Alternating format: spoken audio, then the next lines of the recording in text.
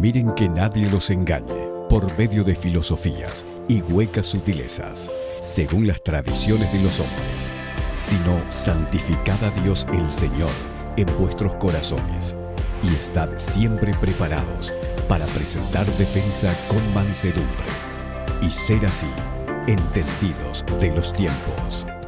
Aquí comienza Entendiendo los Tiempos. Con ustedes, su anfitrión, Eduardo Saladín. Se acerca el fin del mundo. Se han hecho muchas predicciones en relación a los eventos futuros.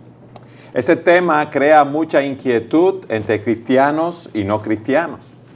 Por eso queremos en este día ver qué dice la Biblia acerca de esos eventos futuros.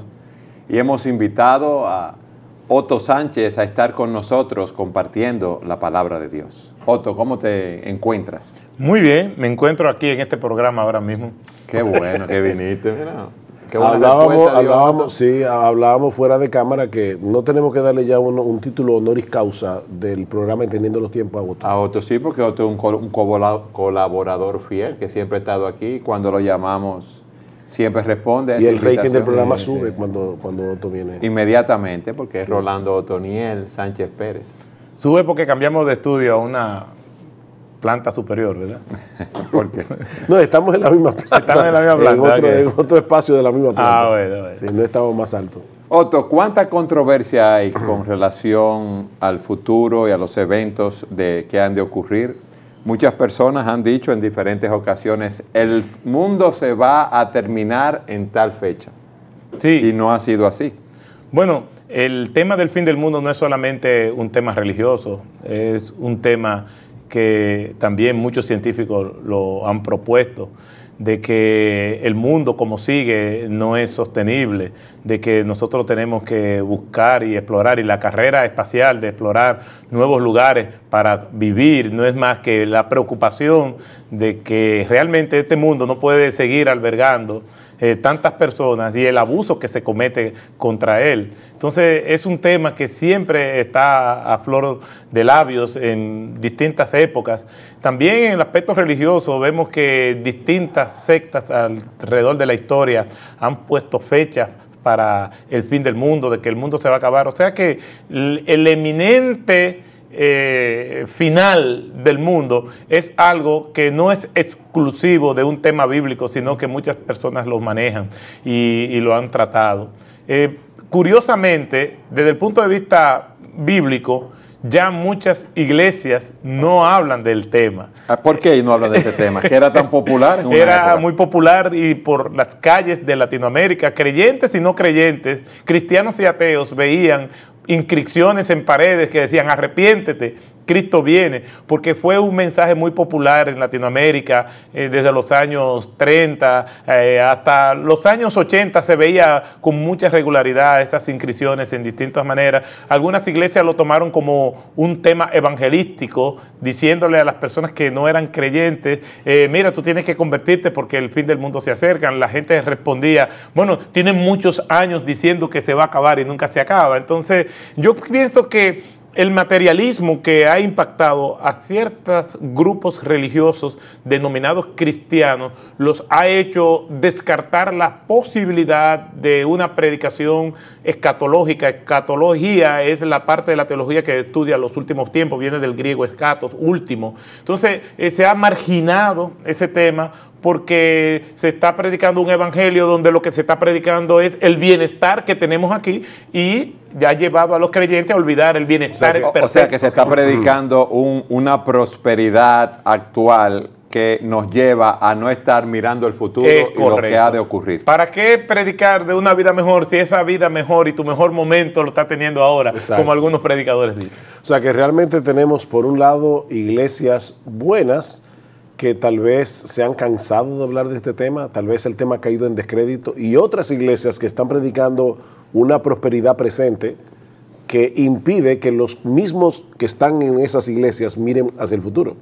Entonces, como dice Otto, sobre todo en la década de los 70, de los 80, hubo algunas publicaciones que se hicieron muy populares, libros que se hicieron muy populares en las iglesias evangélicas y que todos apuntaban hacia el tema del fin del mundo. Y siempre estaban viendo los movimientos de que si Rusia hizo esto, de que si China en Israel pasó tal cosa, de que China, que Gog y Magog, o sea, pero es cierto que el tema ha caído en descrédito. Sin embargo, a pesar de que el tema de la segunda venida de Cristo y todo lo que va a rodear ese evento puede haber caído en cierto descrédito o tal vez ya la gente no está hablando tanto de eso, el tema del fin del mundo sigue siendo una inquietud para el ser humano, porque cada vez que pasa algo catastrófico en alguna parte del planeta, yo me acuerdo cuando hubo aquel famoso terremoto en Chile, que algunos decían que la Tierra se había salido hasta un poquito de la órbita y ya las personas comienzan a pensar es que ya estamos llegando al punto de que el mundo se va a acabar o si hay amenaza de una tercera guerra mundial. De hecho, yo me imagino, yo estaba muy chiquito cuando la famosa crisis de los misiles, ¿verdad? ¿Se acuerdan? Cuando yo no estaba nacido. Bueno, yo estaba nacido, pero estaba muy chiquito con la crisis de los misiles. Cuando en Cuba los rusos estaban instalando una base para el lanzamiento los días de Kennedy y de Nikita Khrushchev. Y yo me imagino que muchos en ese tiempo tienen que haber pensado, no, esto es el fin. Si Rusia dispara una bomba atómica o bombas atómicas contra Estados Unidos, se acabó esto. Surel, eso que tú estás diciendo es tan cierto, porque yo pienso que a nivel de iglesias ese tema ha bajado por las razones que tú expones, por las que yo expuse también.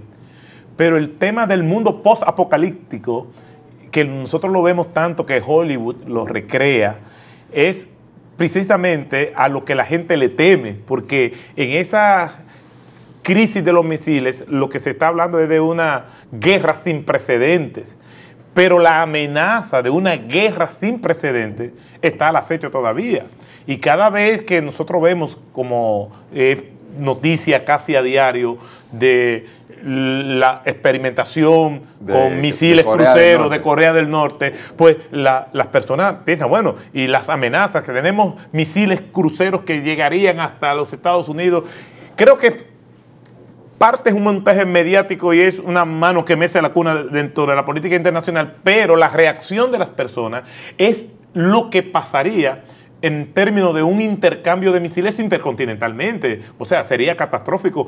Un solo país tiene la capacidad, por ejemplo, Estados Unidos, Rusia, países con un potencial, China, nuclear, que uno solo tiene la capacidad para hacer cenizas este mundo, y la gente de esa destrucción del mundo, de ese final del mundo, o un mundo post-apocalíptico, está muy presente. De hecho, perdón, Eduardo, es importante notar lo que Hollywood está haciendo, porque Hollywood últimamente está tomando temas bíblicos.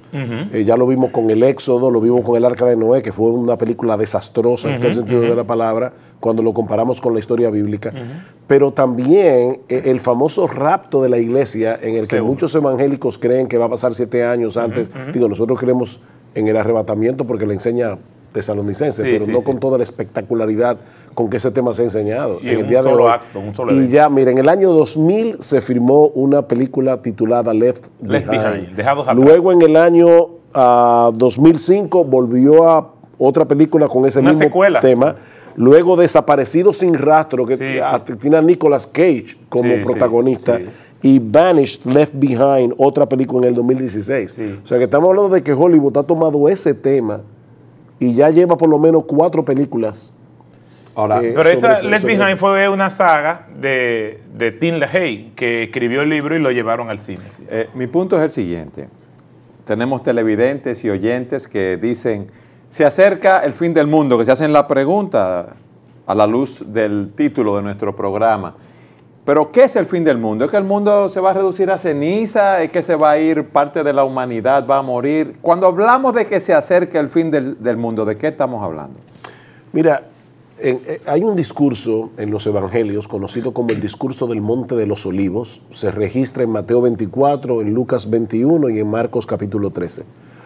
Donde Jesús está prediciendo la destrucción de Jerusalén y del templo de Jerusalén, algo que ya ocurrió en el año 70 después de Cristo, cuando Tito, el hijo del emperador Vespasiano, sitió la ciudad de Jerusalén por 5 meses y finalmente la arrasó. Y el Señor Jesucristo dice, no quedará piedra sobre piedra del templo que no sea derribado. Eso para los discípulos era algo tan increíble que, usando la palabra literalmente increíble. Un templo tan majestuoso, tan grande, tan era motivo de orgullo de ellos. El templo de Jerusalén era en la época del Señor, porque ese templo se construyó en la época de Salomón, se destruyó con los babilonios, se volvió a reconstruir en el 1516, en el 516 antes de Cristo, pero Herodes el Grande comenzó una remodelación en el año 19 que duró más de 50 años, y Herodes invirtió, y los que le siguieron, mucho dinero para hacer del templo la joya de la corona. Herodes era famoso por sus construcciones masivas, pero el templo de Jerusalén fue su construcción más fastuosa. Claro. Dicen que no había templo sagrado en el mundo entero que se equiparara al templo de Jerusalén. Bueno, por eso los judíos, los discípulos se lo muestran al Señor. Mire el templo. Ahora, cuando Jesús dice que ese templo va a ser destruido, en la mente de los discípulos, eso no podía ser otra cosa que la llegada del fin del mundo. Y en Mateo 24:3, ellos le preguntan al Señor, Señor, ¿cuándo sucederán estas cosas, la destrucción del templo de Jerusalén? ¿Y qué señal habrá de tu venida y del fin del siglo? Entonces, cuando hablamos del fin del mundo, estamos hablando de lo que va a suceder en el mundo cuando nuestro Señor Jesucristo regrese en gloria. Ese es el fin del mundo. Dice la Escritura que ahí los cielos pasarán con gran estruendo, la tierra y todas las cosas que en ella hay serán quemadas, pero no por una guerra nuclear, es porque Dios va a destruir el mundo. O sea, hablamos del fin del mundo como algo que va a hacer Dios. Y lo que Jesús quiere hacerle ver a los discípulos en el discurso del Monte de los Olivos es que esos dos eventos, la destrucción de Jerusalén y del templo y la segunda venida y el fin del mundo, no iban a suceder en secuencia concomitante. Inmediatamente, uno detrás de otro. No, va a haber un lapso de tiempo indefinido entre esos eventos, que es donde estamos viviendo ahora mismo, entre la primera y segunda, entre la primera venida de Cristo y la segunda venida de Cristo. La confusión viene porque son dos eventos en una misma narración. Exacto. Y entonces las personas, los creyentes, el lector normalmente no presta atención a la cronología. ¿Por qué? Porque forma parte de una misma narración, y eso sucede con muchos textos bíblicos, que tenemos la tendencia de desconectarlo porque tiene un capítulo y creemos que no se relaciona. Entonces, realmente hay una separación, un lapsus de tiempo, pero lo que son los últimos tiempos, ya nosotros comenzamos a vivirlo con el día del Pentecostés. Y cuando sucede la venida del Espíritu Santo, que hay todo ese estruendo y todo ese impacto, el Señor Jesucristo lo dice, y muchas personas señalan eso como que algo que todavía no ha sucedido. Estos jóvenes verán sueños y va a haber señales, pero el Señor dice claramente, esto es para que se cumpliera lo profetizado por el profeta Joel en los últimos tiempos. O sea, que la cuenta regresiva de los últimos tiempos ya empezó. Ahora, tú dijiste, Sujeli, cuando se habla del fin del mundo, se habla de la venida de Cristo. Eso es algo que suena extraño para muchas personas. ¿Qué significa eso, la venida de Cristo? ¿Cristo viene por segunda vez? Vamos a comenzar con lo más fundamental. Jesucristo es Dios encarnado. O sea, Dios hecho hombre que viene a la tierra a morir por nuestros pecados. Lo interesante del discurso del Monte de los Olivos, que se da durante la semana de la pasión, es decir, la última semana del ministerio terrenal del Señor Jesucristo, Él entra triunfalmente en Jerusalén el domingo de Ramos, la gente lo aclama como el Hijo de Dios, el Hijo de David, el Mesías, y 5 días más tarde le pide a Pilato que fuera crucificado. Es en el medio que Jesús dice, yo voy a regresar por segunda vez. Pero Cristo ni siquiera ha muerto en la cruz todavía.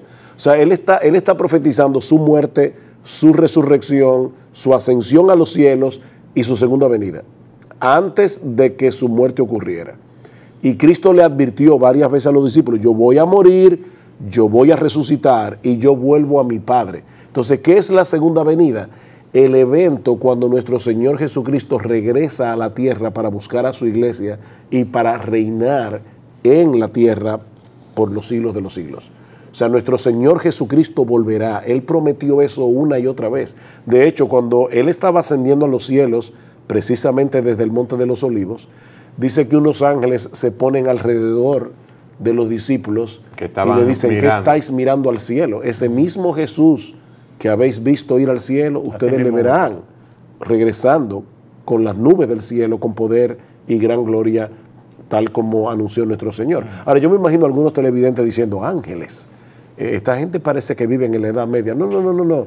Vete a una librería secular y tú vas a ver muchos libros que hablan de ángeles. La diferencia es que lo que dicen de los ángeles no es lo que la Biblia dice de los ángeles. En otras palabras, la gente está dispuesta a creer en ángeles, está dispuesta a creer en el fin del mundo, está dispuesta a creer todo eso siempre que no se conecte con la Biblia. O sea, ellos le creen a todo menos a la Biblia. Más fácilmente le creen una película de Hollywood como 2012, con esa película que siempre decían que en el 2012 el calendario maya se va. Y sobre la cantidad de gente que creyó en esa bobería, porque no está en la Biblia. O sea, lo que la gente no cree es lo que la Biblia dice.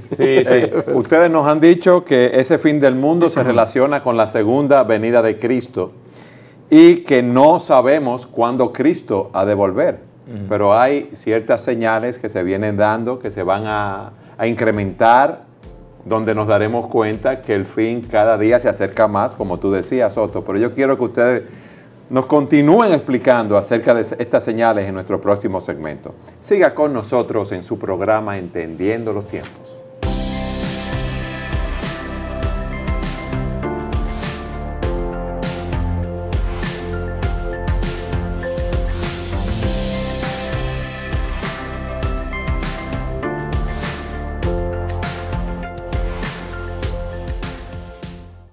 Otto, en el segmento anterior tú nos dijiste que hace un tiempo esta doctrina, esta enseñanza de la segunda venida de Cristo era muy popular y que eso ya no es tan popular porque las personas están buscando más su prosperidad en el mundo actual, eso es lo que más se está predicando y es una enseñanza, una doctrina que no se predica tanto. ¿Es que es irrelevante?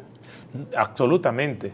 No es irrelevante. Realmente estamos viviendo en un tiempo donde las personas sobreestiman lo material y hablar de que vamos a estar con Cristo en gloria puede ser algo muy fantasioso. O sea, que está muy apegado al mundo que no quieren ir.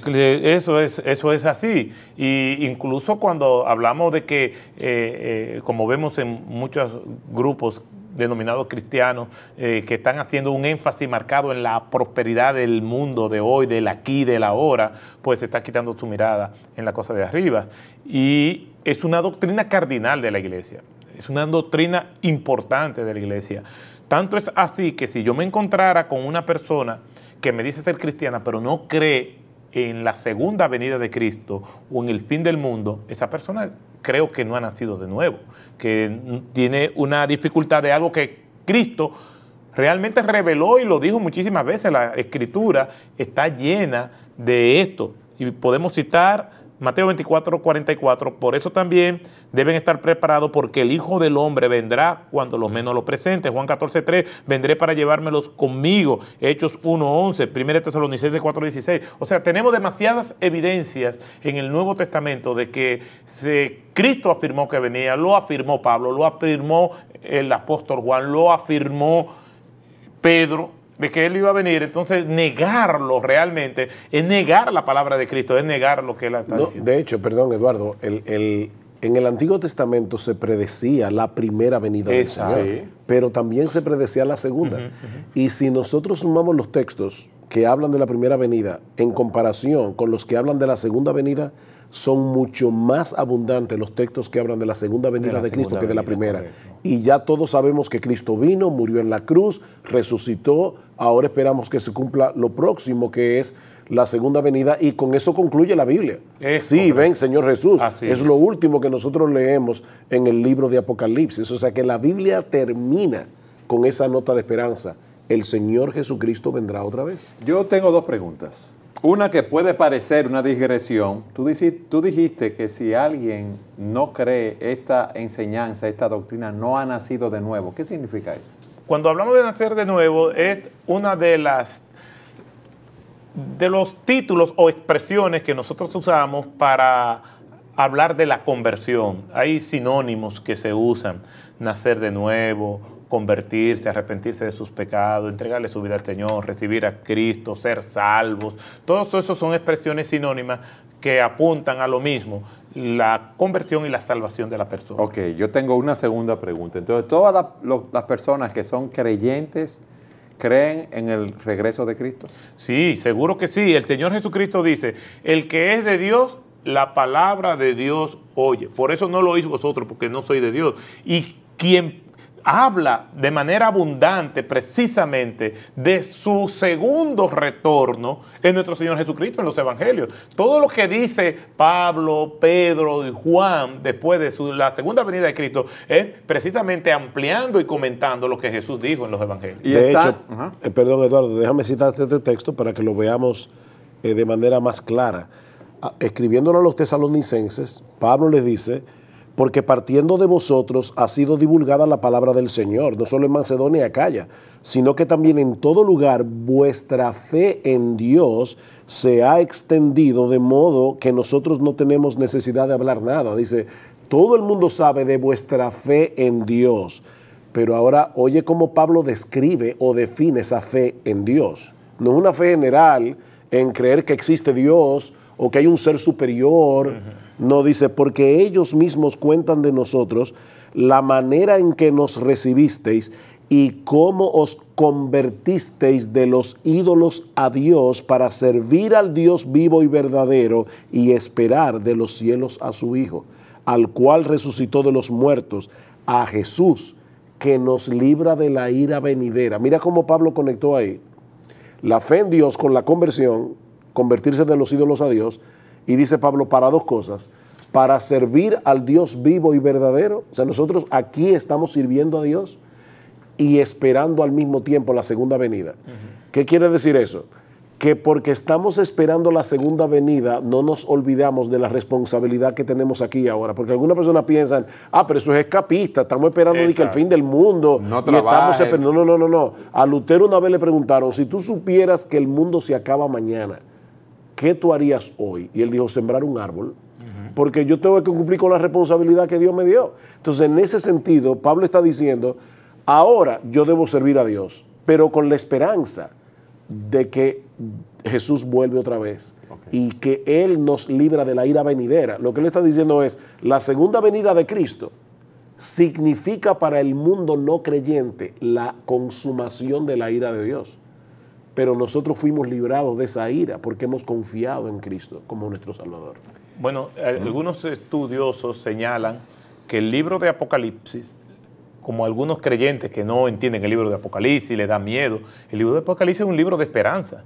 En medio de una cruenta persecución, probablemente en los días de Domiciano, se escribe el libro de Apocalipsis para, en un momento determinado en el tiempo y el espacio, Dios darle esperanza a sus hijos que estaban pasando por un tiempo de mucha aflicción y mucha prueba. Entonces, la segunda venida de Cristo es lo que nosotros anhelamos. Cuando nosotros vemos desde los padres de la iglesia, siguiendo la historia de grandes hombres de Dios, todos ellos vivieron con un anhelo y con una convicción de que la venida de Cristo incluso podía ser vista por ellos mismos. Sí, por eso es que es famosa la historia del hombre que está en un parque, un señor bien humilde, que está leyendo el libro de Apocalipsis y pasan unos teólogos y ven al individuo y con condescendencia le dicen, ¿y qué uno está leyendo? Y dice, el libro de Apocalipsis. Y ellos se ríen y tú entiendes el libro. Y dice, sí, perfectamente.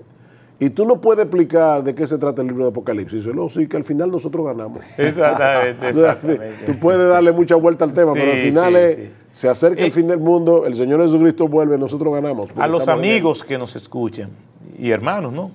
Una de las grandes ventajas que nosotros como creyentes tenemos es que nosotros sabemos cómo comienza la historia y cómo va a terminar la historia. Todos los creyentes creen en el regreso de Cristo. Ahora yo les pregunto, el orden de esos eventos futuros, ¿todos los creyentes piensan lo mismo?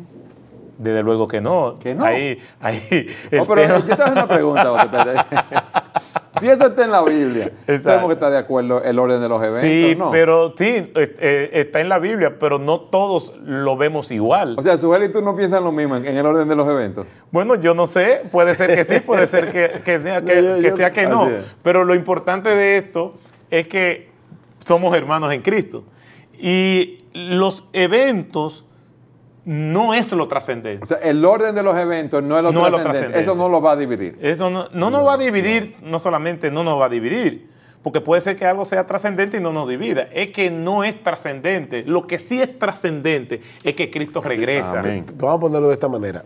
Cuando hablamos de profecía, yo tengo mi forma de ver el orden de los eventos como la Biblia los dice, pero lo cierto es que nosotros vamos a estar absolutamente seguros de cuál va a ser el orden de los eventos, sin lugar a equivocación después que pasen. Así es. O sea, nosotros sabemos que el evento va a pasar. Sí, sí. Pero hay cosas, evidencias claras en las Escrituras. Por ejemplo, yo te decía al principio del programa que cada vez que ocurre algo catastrófico, la gente dice, se está acabando el mundo.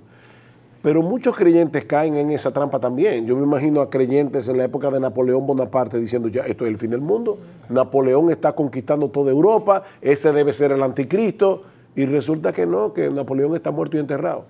Llega la Primera Guerra Mundial, fue la guerra más catastrófica que el mundo había visto hasta ese momento. Y me imagino a muchos creyentes diciendo, no, ya, ¿qué puede ser peor que esto? Y no, la Primera Guerra Mundial pasó, vino la Segunda Guerra Mundial, Hitler, que fue peor, vino Hitler. Yo imagino cuántas personas pensaron que No, y la Hitler persecución hacia los era el judíos. anticristo, exacto, todo eso. Y no fue el fin del mundo. Y es porque yo creo, de verdad, con todo respeto, que a veces no prestamos atención a detalles de cosas que Jesús dijo. Porque en el discurso del Monte de los Olivos, el Señor le dice a los discípulos, mirad que nadie os engañe. Ellos preguntando, ¿cuándo es el fin del mundo? Que nadie los engañe, porque vendrán muchos diciendo yo soy el Cristo, muchos falsos cristos. Habrá guerras y rumores de guerras, se levantará nación contra nación, reino contra reino, habrá terremotos, hambres en diferentes lugares, pero ese no es el fin, dice el Señor en Marcos capítulo 13, versículo 8. Ese no es el fin. Jesús le llama a eso principio de dolores. No es el fin, es el principio. Esa expresión, principio de dolores, hace referencia a los dolores de una mujer que está encinta cuando va a parir. Ahora, nosotros sabemos, aún por las experiencias de nuestras esposas, que cuando la mujer comienza la labor de parto, puede durar hasta 3 días y algunas duran 2 horas. O sea, ¿cuánto tiempo durarán las contracciones? No lo sabemos. Lo que sí sabemos es que tan pronto comienza el proceso de parto, mientras más se acerca al alumbramiento, más fuertes son los dolores y más seguidas las contracciones. Entonces, lo que Jesús está diciendo, para ponerlo más claro, ni las guerras, ni los rumores de guerra, ni los terremotos, ni el hambre, nos dice, ya, faltan 5 años, faltan 15, faltan 50. No, nosotros no sabemos cuánto tiempo durarán las contracciones. Pero a medida que se acerque la segunda venida del Señor, todas esas señales, que algunos le llaman señales del fin, pero Jesús dice que no son señales del fin, pero todas esas señales se van a hacer más frecuentes y se van a hacer más dolorosas. Pero ¿cuánto tiempo pueden durar esas señales? No sabemos. No sabemos. Ahora, a mí me gustaría que ustedes nos explicaran algunas de esas señales. Bueno, si bien es cierto, estaba ahí examinando Mateo 24, ya hemos dicho que es una narración que señala 2 eventos, pero hay algo recurrente que sí va de manera ascendente en todo esto, y es el engaño y el levantamiento de personas que tergiversan y tuercen la palabra. Que tuercen la palabra en relación a la segunda venida de Cristo. A la segunda venida de Cristo y a lo que es la palabra de Dios. La enseñanza bíblica. La enseñanza bíblica.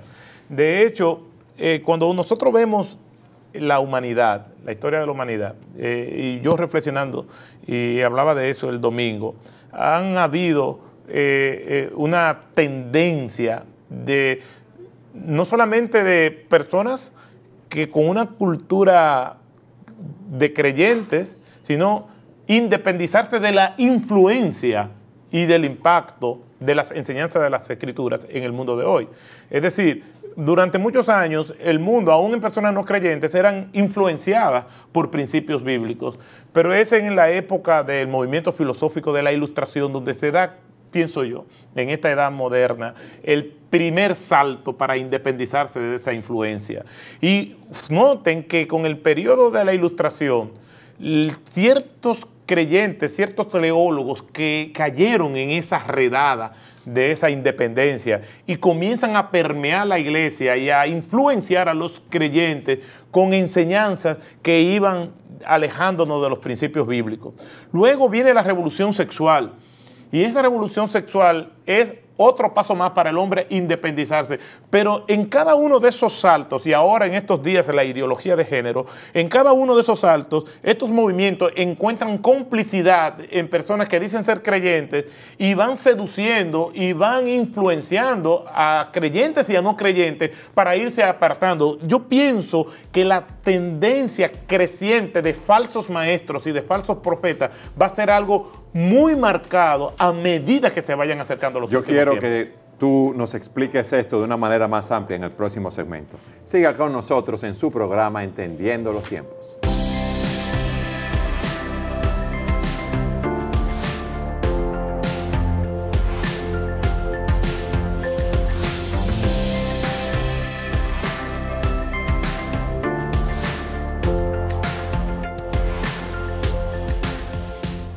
Mil citas edificantes, compiladas por Salvador Gómez Dixon. El fin del mundo en algún momento llegará y Cristo también vendrá. Vivamos como que Cristo llega en breve.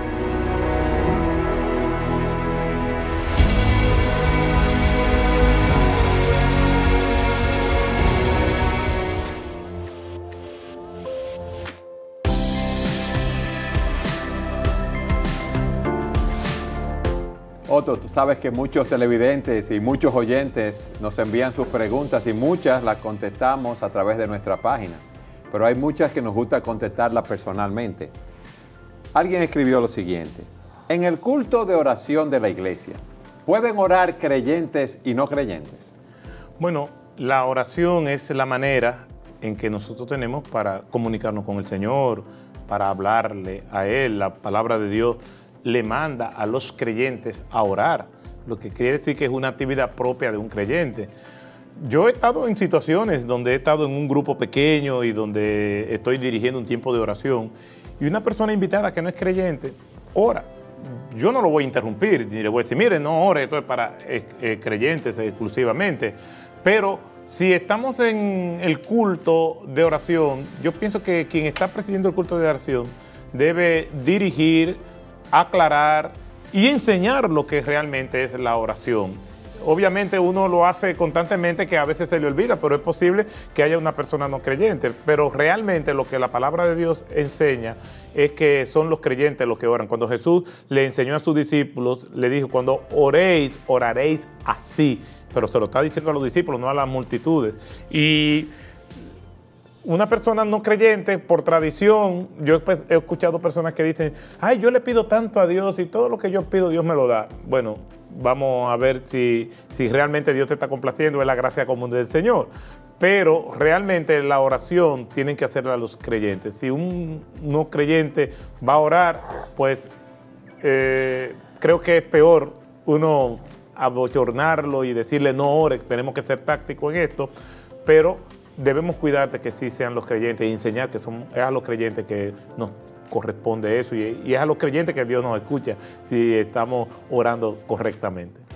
Una pregunta para Sujel. Sujel, cuando una pareja de novios tiene relaciones sexuales, cae en el pecado de fornicación, o más aún, si hay un embarazo, ¿debe esta pareja casarse por esa razón si no tenía planes de casarse, sino que estaban en un noviazgo, en esa etapa de conocimiento? Un matrimonio es algo muy serio. Pecar teniendo relaciones sexuales antes del matrimonio también es un pecado serio. Pero ese pecado no es base suficiente para crear una relación matrimonial a partir de ahí. O sea, la pareja debe tomar otras cosas en consideración, porque pudiéramos estar tratando de resolver un problema cometiendo otro error. A veces las personas quieren preservar el honor de la muchacha porque cayó en fornicación, fue tal vez de conocimiento público, algunas personas se enteraron, entonces quieren guardar el honor de ella casándola con el individuo. Pero lo cierto es que si esa muchacha es creyente, lo que guarda su honor es su arrepentimiento y el perdón de Cristo. Dice la Biblia claramente que si confesamos nuestros pecados, Él es fiel y justo para perdonar nuestros pecados, todos nuestros pecados. Así que si una creyente cae en fornicación, lo que preserva su honor es que la gente sepa que ella se arrepintió y que ella abandonó el pecado, no casarse. Porque es probable que esa pareja o no esté preparada para casarse todavía, o es probable, ya sea porque él no produce lo suficiente para sostener un matrimonio, o porque son tan inmaduros que todavía no se pueden casar, o puede ser también que esas personas no se deban casar. Así como hay parejas que uno las ve, no han caído en pecado ni nada, pero uno le aconseja a mis hijos, piensen esto bien, ustedes son muy diferentes en muchas cosas, estamos viendo esto, y tal vez si ustedes se casan, van a fracasar en su matrimonio, cosa que uno, por la experiencia, uno puede aconsejar, no es una orden, es un consejo. Pero así también puede pasar que una pareja que haya caído en fornicación tenga exactamente esas mismas características y que por eso no se deben casar, porque probablemente su matrimonio va a ser un fracaso. Entonces están tratando de corregir un error cometiendo otro error. El hecho de salir embarazada tampoco es una razón para que obligatoriamente la muchacha se case. De nuevo, en la mayoría de los casos, yo no puedo decir en todos, el punto es preservar el honor de la muchacha, pero eso no es una razón para casar a una persona de por vida, unir en matrimonio de por vida a una pareja.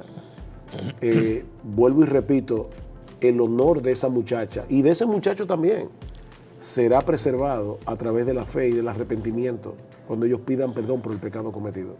Gracias, Otto. Gracias, Ugel. Hasta aquí nuestro tiempo de preguntas y respuestas.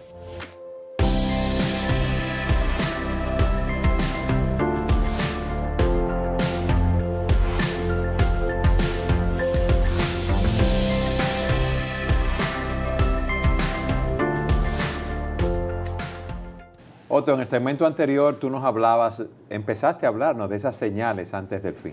Sí, hay muchas señales antes del fin, pero hay una advertencia recurrente que nuestro Señor Jesucristo hace en esta narración de Mateo 24, y es la proliferación, la incrementación de falsos maestros y que están dando falsas enseñanzas. Y el Señor advierte sobre tales. Cuando hablamos de falsas enseñanzas, ¿tú me puedes dar algunos ejemplos? Sí, estamos viendo personas que se hacen pasar por creyentes, que incluso pueden estar sindicados e identificados como creyentes, pero sus enseñanzas no son conforme a la enseñanza que orbita en torno a la persona de Cristo. No son cristocéntricas, atentan contra las verdades principales del Evangelio.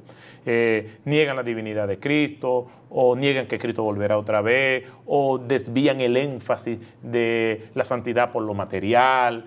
Cosas como esas, que niegan la autoridad de la Biblia sobre nosotros, se acercan a la Biblia y cuestionan lo que la Biblia está diciendo por sus propias verdades y por sus propias versiones de lo que ellos entienden que es la revelación bíblica. Entonces, Jesús advierte de tales, porque esas personas vendrán con un discurso seductor. Después Pablo, hablando acerca de cómo se manifiesta Satanás, dice que se viste de ángel de luz como algo atractivo. Normalmente los falsos maestros dicen lo que la gente quiere oír. Dice el apóstol Pablo que en los últimos tiempos, algunos teniendo comezón de oír, apartarán su oído de la verdad y se volverán a la fábula. Como decía Sugel, si nosotros estamos hablando del tema de los ángeles, eso no es exclusivo de la Biblia. Mucha gente cree en los ángeles y la gente está abierta a recibir cualquier versión de la realidad o de lo que se interprete de la realidad, siempre y cuando no tenga ningún tipo de conexión con la palabra de Dios. Entonces, eso va a ir en aumento constantemente. ¿Sabe que pensando en eso que dice Otto, me llama la atención que en el discurso del Monte de los Olivos, otra vez, el Señor conecta las dos cosas. Por un lado, los falsos maestros, y Cristo dice, se levantarán falsos cristos y falsos profetas y harán señales y prodigios para engañar, si fuese posible, aún a los escogidos. O sea, el Señor está diciendo, una de las cosas que caracteriza a estos hombres es que son falsos profetas, falsos cristos, lo que predican es una falsedad, sin embargo, al mismo tiempo son capaces de hacer milagros. Y eso es increíble, porque las personas ven a una persona haciendo un milagro y dicen, wow, ese individuo tiene que ser de Dios porque Él es capaz de hacer cosas que son extraordinarias. Pero como decíamos hace poco en uno de los mensajes en nuestra iglesia, lo que distingue a un creyente no son los milagros extraordinarios, es la obediencia ordinaria. Es obedecer la palabra de Dios.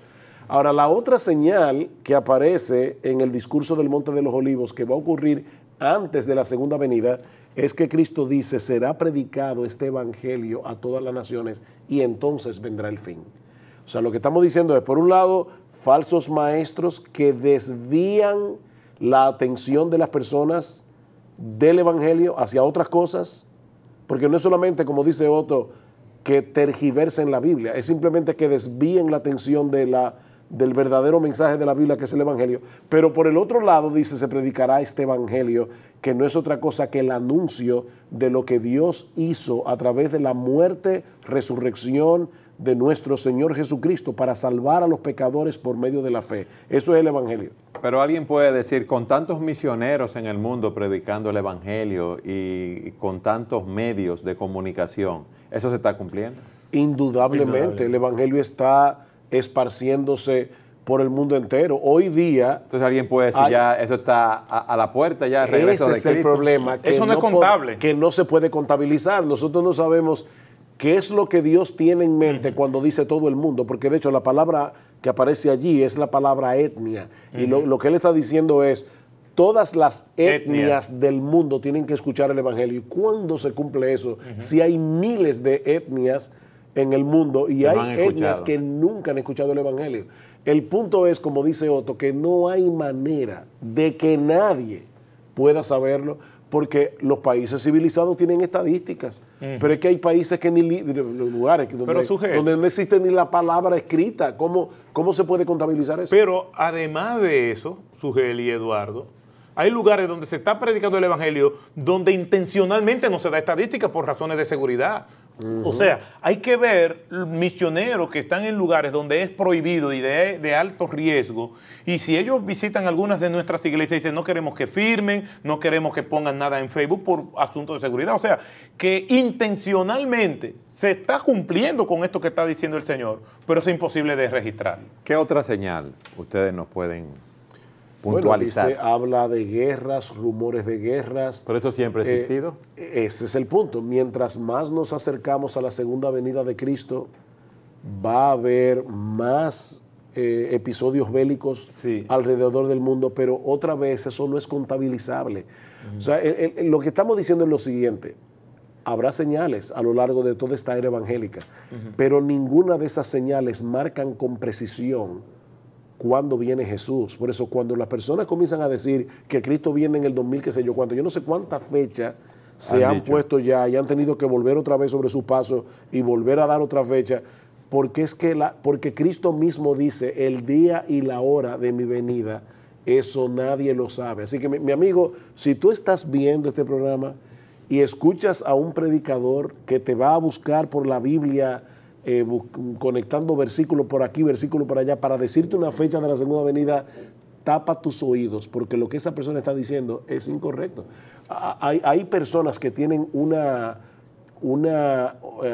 interés desbalanceado por el futuro, que están en las iglesias, porque ellos ven la Biblia como si Dios nos hubiera dado la Biblia para que nosotros sepamos hoy la noticia de mañana, como un periódico por adelantado. No, la Biblia no se dio como un periódico por adelantado. La Biblia fue revelada para que nosotros conociéramos a Cristo y a través de Él fuéramos salvos. Jesús es el centro de la Biblia, el Evangelio es el centro de la Biblia. A mí me da mucha pena ver en iglesias donde casi todo el ministerio gira en torno a las profecías, en una forma sensacionalista. Sí, claro. Porque nosotros estamos hablando de que en los púlpitos debe predicarse a Cristo y debe predicarse el Evangelio, no importa el tema, aun cuando se habla de profecía. De hecho, una de las características del discurso del Monte de los Olivos, si tú lo lees con atención, es que es un discurso eminentemente pastoral. Jesús está diciendo todo el tiempo, estén alertas, velad, porque Él está preocupado por la vida espiritual de sus discípulos. El Señor no estaba satisfaciendo nuestra malsana curiosidad futurista, escatológica, no. Él está advirtiéndonos para que nosotros estemos firmes y perseverando hasta el fin. Y el caso de el hombre de pecado, el anticristo, ¿es una persona? ¿Eso es un sistema mundial? ¿Qué se dice en la Escritura? Bueno, porque, perdón, si vemos el mundo como está, este es un mundo que tiene un sistema que es anti-Dios. Exacto. La composición o el desenvolvimiento de los eventos que se están dando en el mundo, para añadir algo más a lo que dijo Sujel, sobre las guerras, lo que nosotros estamos viviendo en un estado de guerra. Y a todo lo que nosotros nos sometemos en el mundo de hoy, en nombre de la seguridad, 50 años atrás era impensable. Y el drama, ¿qué es lo que trae una guerra? Trae inseguridad, trae dolor, trae desplazamiento, trae refugiados. Y el drama que se está viviendo a nivel mundial con relación a los refugiados es algo que no tiene precedentes en la historia. Y realmente nosotros los que vivimos de este lado del mundo no le damos mucha mente a esto, pero yo una vez estaba conversando con una persona, una señora refugiada en Europa, y yo le preguntaba cómo era eso. Y dice, bueno, simplemente un día alguien viene gritando que vienen unos milicianos o vienen unas tropas y tú simplemente te vas. No te da tiempo a tú recoger nada. Tú simplemente te vas, te trepas en un camión, en una parte trasera y te vas a donde eso vaya. Entonces, ese drama lo están viviendo cientos de miles de personas. Si esta gente lee esto, ellos dicen, el Señor está a la puerta. ¿Ve? Entonces, nosotros no debemos interpretar simplemente porque a mí no me esté afectando directamente, sino porque realmente está ocurriendo y ese drama es serio.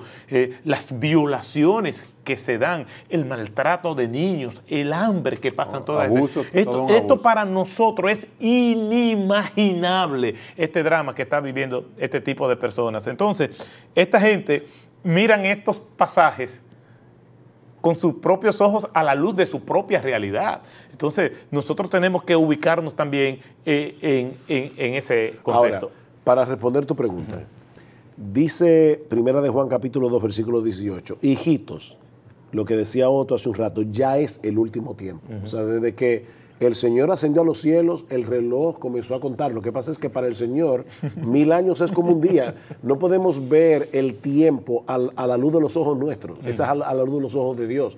Y por eso en 2 de Pedro capítulo 3 dice que en los postreros tiempos vendrán burladores diciendo, pero ¿y cuándo es que Cristo viene? Exacto. Porque desde el principio están anunciando eso y no ha vuelto. Bueno, porque dice que Él está esperando con paciencia hasta reunir en su iglesia a todos los escogidos. Ahora, fíjense lo que dice Juan otra vez. Hijitos, ya es el último tiempo.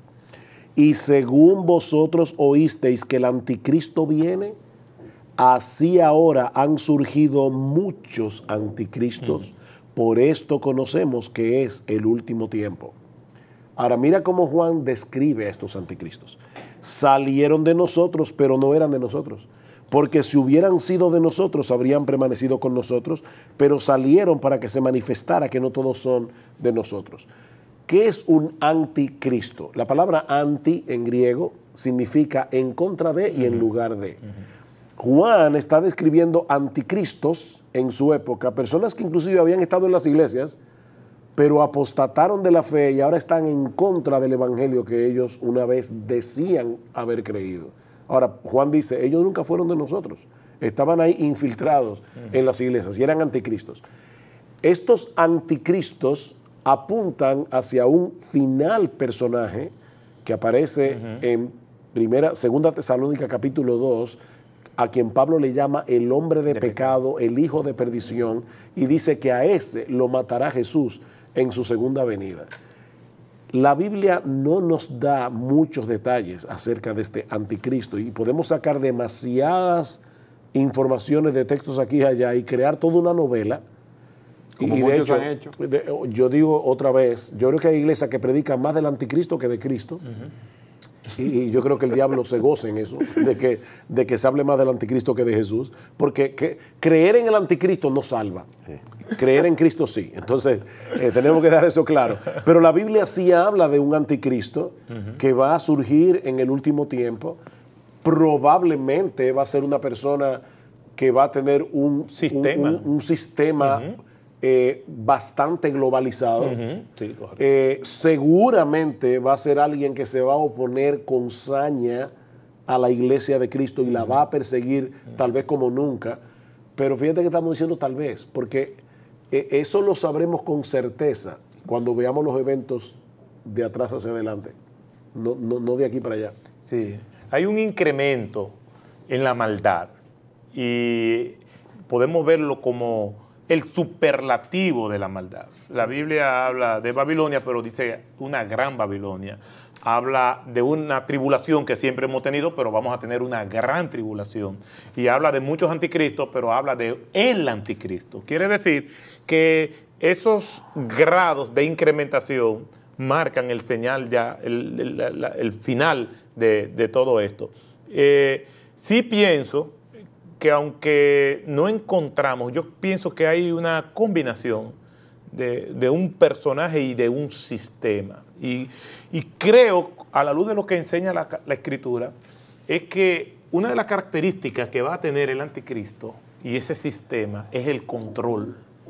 Y yo creo que no hay que ser un experto o en tecnología o ser un experto en escatología para darnos cuenta que nosotros vivimos controlados y que no hay un rincón del planeta donde uno se vaya, donde uno esté controlado. Uno se somete a ese control voluntario en nombre de la seguridad.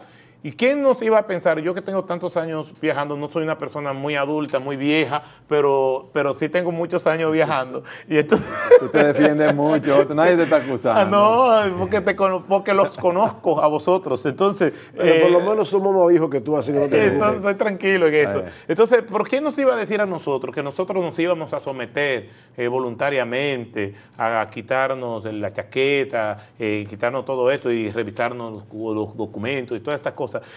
O sea, hay control para viajes, pero hay control a través de la tecnología. O sea, nosotros no nos imaginamos lo controlados que nosotros tenemos. A través del teléfono sabe nuestra ubicación. Las redes sociales son mecanismos de control. A través de los pagos con la tarjeta de crédito sabe dónde tú estás. El otro día yo me espanté porque yo estoy usando uno de esos programas de Google Maps para llegar a un sitio. Sí.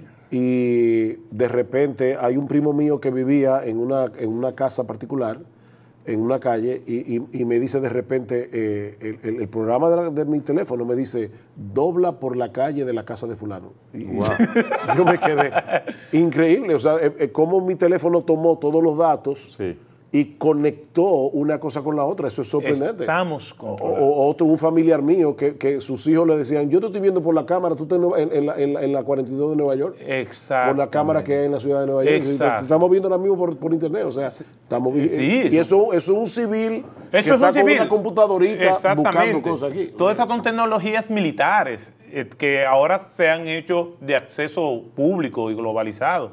Pero es bueno notar que realmente el control que va a tener el anticristo, sistema del anticristo, sobre la humanidad será casi total. O sea, que nosotros vemos eso, entonces no hay que ser un experto para llegar a la conclusión de que sí, nosotros estamos viviendo tiempos donde nosotros disfrutamos de esta tecnología, pero realmente estamos controlados y eso es una evidencia que nunca en la historia se había visto como ahora. Una señal adicional de la cual se habla es que va a haber una gran conversión de judíos en ese tiempo. ¿Tú me puedes explicar eso, Otto? Lo que tú crees, porque no tenemos una respuesta específica. Exacto. Bueno, realmente hablábamos fuera de cámara de que algunos creyentes, por ser creyentes, algunos creyentes creen que el judío, por ser judío, ya se va a salvar. Y lo que sí va a haber es un remanente que Dios ha tenido, y cuando tú vas a Medio Oriente, tú te das cuenta, específicamente a Israel, cómo está creciendo la obra de los creyentes judíos allí y cómo Dios va a hacer su obra. Pero Israel como una nación geopolítica, yo no creo que a eso que se está refiriendo el texto, sino a su remanente. Exacto. Cuando tú lees Romanos 11, te das cuenta que Pablo comienza, que es el capítulo que muchos aluden de que va a haber esa conversión masiva. Pablo comienza con una pregunta. Digo, pues, ¿ha desechado Dios a su pueblo? Y el pueblo allí es Israel, evidentemente. Y dice Pablo, en ninguna manera, porque también yo soy israelita. O sea, él está hablando en el primer siglo diciendo, evidentemente no Dios no ha desechado a su pueblo porque yo soy judío y me convertí al Señor. Entonces, a lo largo de todo el capítulo, él habla de ese remanente de judíos que se van a convertir al Señor y van a ser añadidos a la iglesia hasta que Cristo vuelva. Y entonces Pablo dice al final de ese capítulo, y de esa manera es que todo Israel será salvo. El problema es que algunos leen este texto diciendo, y luego, como si fuera algo que va a pasar después. No, la palabra luego está mal usada ahí en español. La Reina Valera lo tradujo correctamente.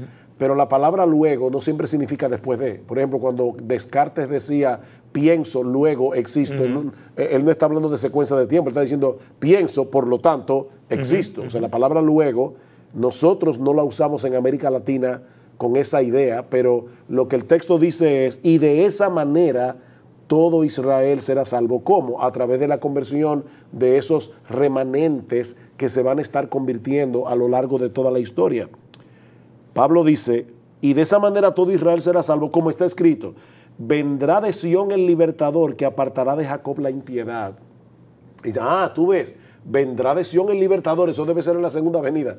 No, ahí no dice vendrá a Sión el libertador, que sería la segunda venida, dice vendrá de Sión el libertador. Es la primera venida de Cristo de lo que Pablo está hablando allí. Dice, se está cumpliendo la razón por la cual vino Jesús. Jesús vino a salvar pecadores.